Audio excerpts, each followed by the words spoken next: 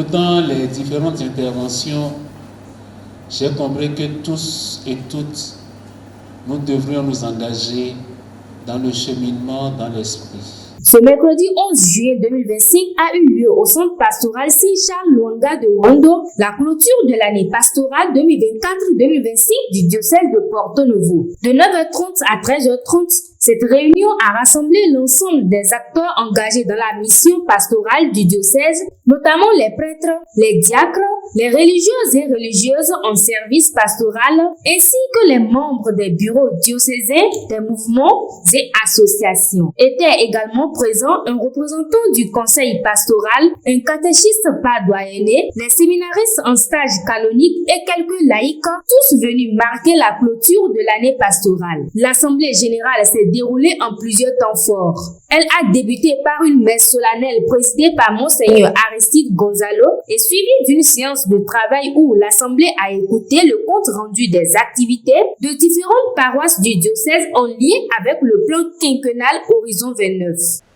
Nous pouvons reconnaître avec le psalmiste que le Seigneur a couronné notre année de bienfaits en y répondant à l'abondance de ses biens.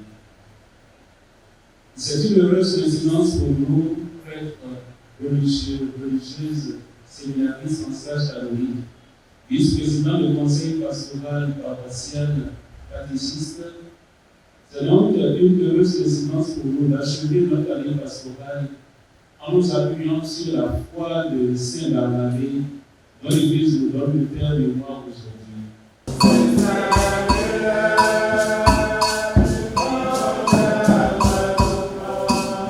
Le mardi 1er octobre 2024, au centre pastoral Saint-Charles Lwanga de Wando, a eu lieu l'Assemblée générale des agents pastoraux du diocèse de Porto-Novo en vue de l'ouverture de l'année pastorale 2024-2025.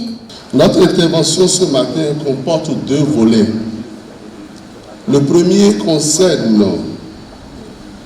quelques rappels sur la mise en œuvre de Horizon 29 et le second est relatif au bilan sur le cheminement de vie dans l'esprit dans la paroisse de Bédiaoué. On a remarqué après 1 an ou 2 ans de service qu'il y a une lourdeur terrible sur la paroisse avec des faits insolites. Des micros qui coupent en pleine homélie, des morts subites en pleine messe et d'autres événements un peu bizarres. Et à la réflexion, je me suis dit, bon, je suis avec les chrétiens. Nous avons un don dont Monseigneur parlait au début de son ministère apostolique ici, en faisant le quoi.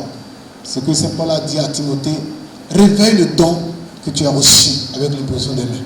Au niveau du cheminement, il faut dire qu'avec l'appui du renouveau charismatique, cela est en train de désemer dans les cœurs, de façon générale, au niveau du doyenné.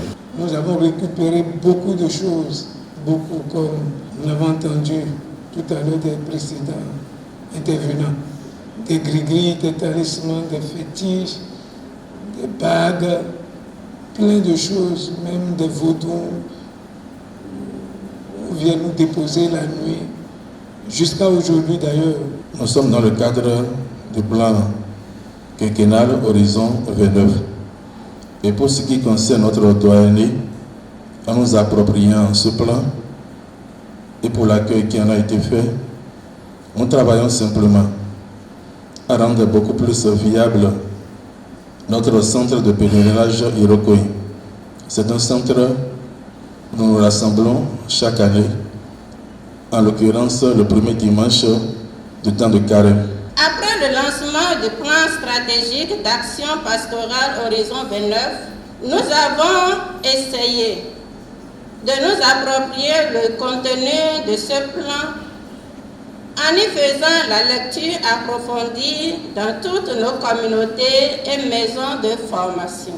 Appréciation du plan stratégique d'action pastorale Horizon 2029 par les sœurs de Saint-Augustin du Bénin. Dans nos communautés des Sœurs de Saint-Augustin, nous avons lu le document et nous avons échangé là-dessus pour voir comment le concilier avec notre charisme et notre spiritualité. Le plan Horizon 29 a trouvé bon accueil chez les sœurs Géraldines. Les orientations structurelles de la plaquette sur le thème de l'année pastorale, vivre dans la grâce de l'Esprit Saint pour être pèlerin de l'espérance, ont servi d'outils pour nos récollections mensuelles et partages communautaires au cours des différentes périodes de l'année liturgique. Écoutant les différentes interventions, j'ai compris que tous et toutes, nous devrions nous engager dans le cheminement dans l'esprit. L'esprit est notre vie, l'esprit nous conduit et les témoignages que nous avons entendus nous interpellent sur la place que nous accordons à l'esprit dans notre témoignage chrétien. J'imagine que ce n'est pas facile. À travers les témoignages, nous avons compris qu'il y a beaucoup qui abandonnent. Mais cela ne va pas freiner notre élan. Et les exhortations des uns et des autres ont montré qu'il y a toujours cette capacité de résilience pour repartir de nouveau.